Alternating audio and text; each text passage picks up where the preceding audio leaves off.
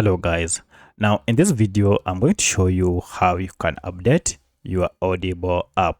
By updating your Audible app, you'll be able to get the latest features that comes with this app. You'll also be able to fix any issues associated with your app. If you find this video helpful, I'll kindly request that you support me by liking the video and also by subscribing to this channel.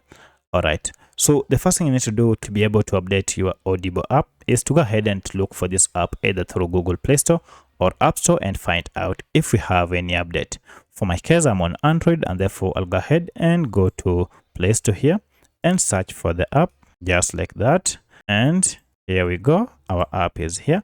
And as you can see, I've been using an outdated version of Audible app. To get the latest version, go ahead and tap on Update, and this will go ahead and download the latest version of Audible audio and entertainment app and then install it on your smartphone. Once the app has been installed, now you can go ahead and open it to start using the latest version of Audible app. That's how you can update your Audible app to the latest version.